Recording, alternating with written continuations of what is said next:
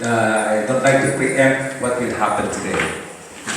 Now, before I go any further, allow me to introduce the people in the presidential table. Of course, for most of us, the Royal Imperial Lubasong Islamic United Kingdom of Sulu and North Borneo perhaps is strange to us. How come a monarchy could exist in a democratic country like the Philippines? So that will be one question that will be tackled perhaps this afternoon. And let me introduce to you, of course, our king who has been installed, and the queen has been installed last July 3, 2014. Please help me welcome King MABUHAY Abdurrahman and Queen Helen Abdurrahman. To the leftmost, you might be wondering, this man is a pillar of the Sultanate. He's the only living witness of the story behind this Sultanate that has been erased for a while. Okay, so he is 111 years old, and he is no other than Sultan Sharif Usman. Sir.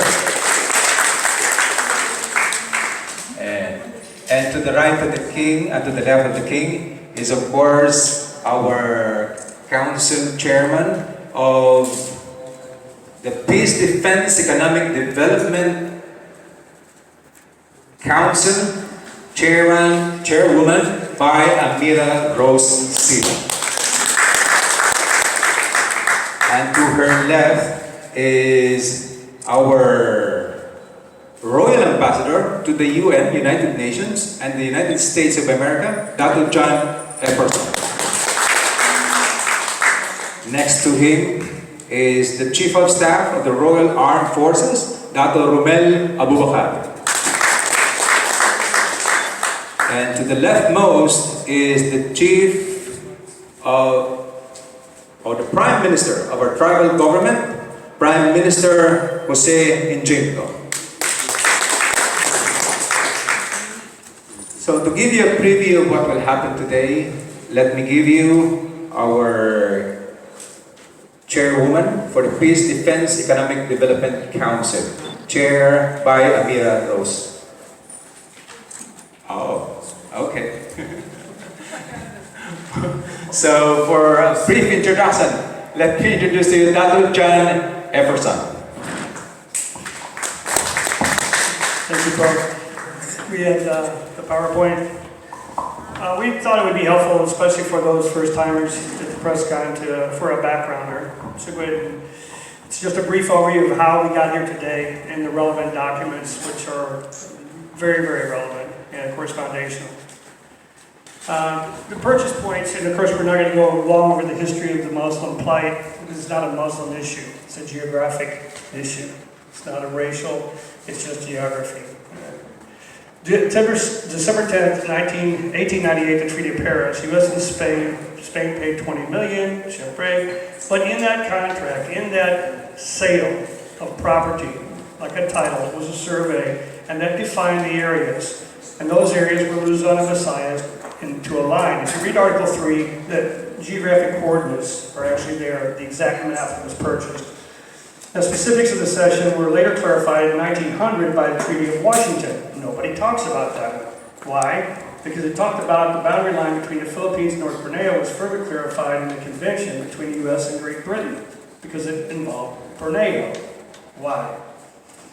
That line was then between Bohol and Sidio, and outside the area of sale was Palawan, Mindanao, Basilan, Sulu, Cebutu, which is now called Tawi-Tawi. It was reflected in all the constitutions since then. All 5 constitutions of the Philippines regarded this nation as Luzon, Visayas, and Aguinaldo said by illegal means and contricity, deception. We have Mindanao. Let Mindanao be ruled by Mindanaoans. It's echoed in the Article 10, which we'll talk about later. When it comes to the sources, if you get the press kit, the sources are not there, but we can give those to you later. I can give you the links for all these documents from the official Gazette of Malacanang. Okay, that's my source, not just Wikipedia. Next slide. Treaty of Washington 1900 specifically said, lying outside the lines described in Article 3, which was what? Cagayan, Sulu, and Sabutu and their dependencies. Cagayan was in reference to everything in northern and central Mindanao. Cagayan de Oro later became a city. Also is an island called Cagayan. Sulu is referring to the Sultan of Sulu and his dependencies. Again, Mindanao is another sultan. That's another issue. Next slide. Of course, we didn't just do that as the United States does. They paid an extra $100,000 for these. No, they paid $100,000 for Spain to leave. Okay. At the time of the purchase of Spain, of the Treaty of Paris, there were only 13 camps around the beaches of Mindanao. Spain had never colonized it. That's why they didn't include it in the purchase. But when the Philippines was starting to be colonized, and here we are how many years later, and America seized Mindanao, oh, we want that. Well, Spain was still here. So they paid Spain $100,000 to leave. General Bates had problems because Mindanao was not included in the sale, so he signed an agreement with the Sultan of Sulu. This was an assignment of a military general to secure this island and make it peaceful because there was problems with the Muslims in southern Mindanao. No, it was a problem with the tribal. The tribal was the hot Mindanao, not just Muslim. Muslim Mindanao was also predominantly southern, but he had problems everywhere. And so he signed this contract with the Sultan of Sulu, and it was in Tausog. Problem? Tausog, word protectorate, was mistranslated by the English interpreter to sovereignty. Hence, another problem. U.S. thinks we have sovereignty? Voila. So then that was signed in 1899. Carpenter came after that and said, we'll make a new treaty with the Sultan of Sulu, signed in 1915 for 99 years. This would reduce the Sultan to spiritual leadership only. This was due to cultural ignorance, religious ignorance. He didn't understand that Islam, your spiritual leader, is the head of Sharia, it is your government. Again, never stopped having problem with the Muslims in southern Mindanao because they've never been under any other country as far as a government, and will never be under any country as a government. Sharia is the only thing that a Muslim will live peacefully under, and they do. March 22nd, 1915, that was signed. And then the U.S. had been delegated to the Philippine government. The administration of the Philippines was property of the U.S. And then, of course, when it was turned back over to the Filipinos and turned into a sovereign nation, the delegation of the authority in the non-purchased area was given to the Philippine government. Absolutely legal for the Philippines to colonize Mindanao, develop Mindanao, and Marcos did that. Grabe how much was built here during Marcos' time. So when Carpenter expired, so did the administrative authority of the Philippine government. Control went back to the Sultan in the south per the agreement, and the tribes and the rest of Mindanao. Next slide.